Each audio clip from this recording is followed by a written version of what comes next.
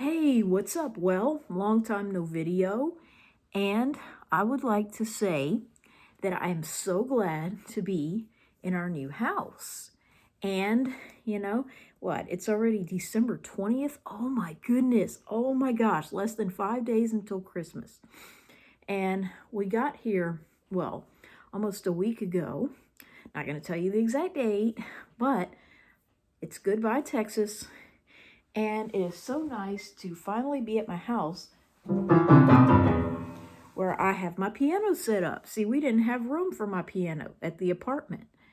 And it's just so nice to be in a house, even if it isn't the nicest or newest house in the world. And I put my two nautical theme little decorations for now because they already had, nails all over the wall. Like I said before, it's not the nicest house. But, real quickly, I'd like to, just show you around this little area and try to avoid the boxes. But I have my mermaid puzzle that I made into like a painting of sorts. Well, a puzzle is a painting that's all cut up. So, I would like to show the whole house, just kind of take you around, go through the house. But unfortunately, I don't have time to do that because I'm going to be going to my mom's very soon. And this will probably be the last video I make in the year 2022. Okay, and while I'd love to play the piano and upload a lot of other things, just going to make a quick short video to say that I like the new house, It needs a lot of work, and I'm finding things slowly but surely. I'm having some anger issues. I don't have as much of that, since I've had my hysterectomy, not nearly as much as when I still had my uterus intact, but I get these anger issues when I can't find things. And it's just so hard on me, this house, this move, just so hard on someone like me. I think I have OCD. Well, in fact, I know I do, along with a lot of other things, but it's just so hard on me, to have to go through a move. And of course, your stuff is, going to get damaged inevitably in some way. Even the best movers will somehow damage your stuff, just getting it out the door and into the other door. Happens every time, nothing, well, there's never been a move where nothing got damaged at all, okay? May not been severe, but we always have some damage. And someone like me, who wants perfection, it's impossible, for something not to make me really mad, okay?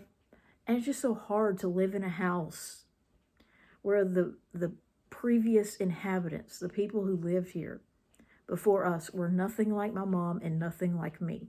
Like, they could not have possibly cared less. It's just so hard, to see how this house has been neglected and things were fixed incorrectly, which to me, in some cases, that's worse than just not fixing it at all. You know what I'm saying? Like, just for instance, switch plates being duct taped to a wall because they busted the sheetrock with the cable, and they didn't want to go through the trouble of repairing the sheetrock, so they just duct tape the plate to the wall. And it just really makes me mad, to see stuff like that. The way this house was trashed, and, they didn't care. They broke globes, or they took off the globes on light fixtures, and because they were too lazy to put the globe back every time they changed the light bulb, they just decided to leave them off.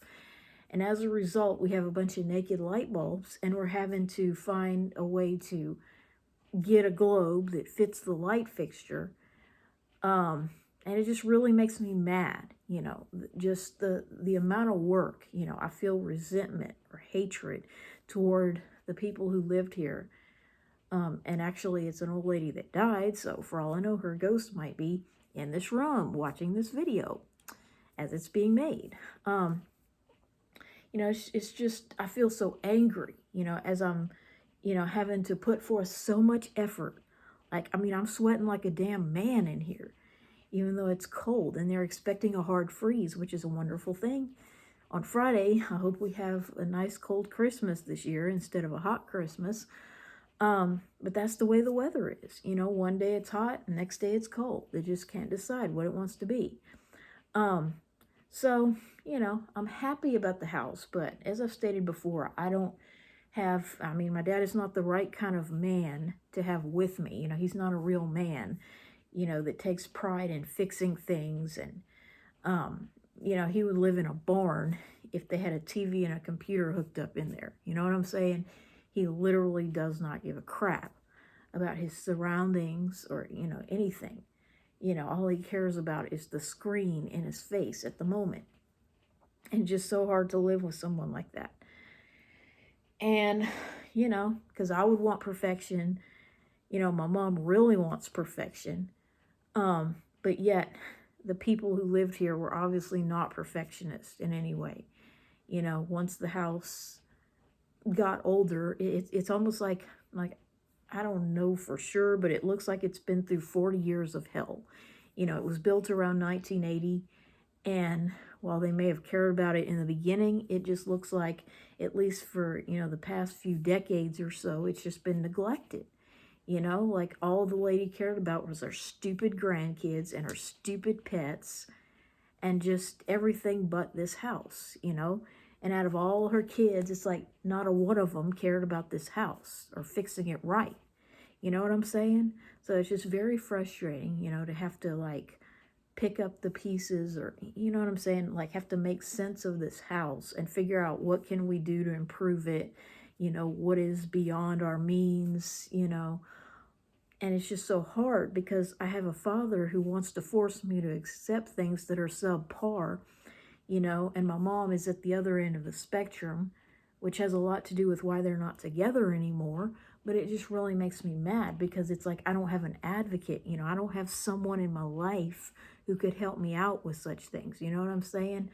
I'm having to man up, so to speak, and I'm having to learn how to use tools that I've never used before and, you know, do things I've never done. And it's just so hard on me. You know what I'm saying? To have to put forth so much effort. As a result, my anger issues are returning. You know, maybe not as severely as when I had periods, but you know, I'm starting to flare up again. My temper and my acne is kind of bothering me. So, you know, anger, I guess that could be yet another negative aspect of male puberty that also happens to women. You know what I'm saying? Like, I don't know if all boys go through this, but a lot of times when boys go through puberty, they just become really angry, like quick to anger. You know, everything makes them mad. They want to beat somebody up over the least little thing. And then as they get older, you know, they learn to channel that aggression into more constructive things, and they may get over it. You know what I'm saying? They learn to cope with it. Well, in my case, I feel like a little boy, so to speak, who is stuck in Tanner stage 2 or 3 or whatnot. You know, my mom would kill me if she actually watched this video and heard me say that. She'd want to slap me upside the head. You know, but that is exactly what I feel like, you know, like a little boy that's just perpetually trapped in middle school or something, junior high. And it's just so frustrating, you know, because it's like I've never learned to cope with my anger. Not having a period did subdue me a little bit, but, you know, it still flares up, like when I can't find things. And I become so OCD, you know, so, like, focused on just this one thing, like tunnel vision. Like, my life can't go on until I find this one specific item. You know, it doesn't matter how insignificant the item is, you know, how little of a difference it makes in my life, you know, how unimportant it is. It does not matter. It's like I just become obsessed, like laser focus obsessed with finding that item. And then as I find it, I calm down. And then the next thing you know, it's another item that I'm OCD about finding. And eventually I find it, but you know, it's just so frustrating. It's like I don't have the people, the right people in my life, you know, and that's why my mom is just so important to me. Why it's so important that I get to her house for Christmas, because she was so much better than my dad at calming me when I get like that, and, you know, helping me with the things I need help with, you know, like this house, like fixing up this house, you know. If I had a dad, you know, with her motivation and, you know, her caring about perfection, which of course will be an oxymoron, But, I could get a lot more accomplished, with the help of a man who cared as much as I do and as much as my mom does about perfection and making things right. Instead of just living in an SH hole and just being glad you have computer, TV, or whatever it is that you're into. You know what I'm saying? It just really makes me mad.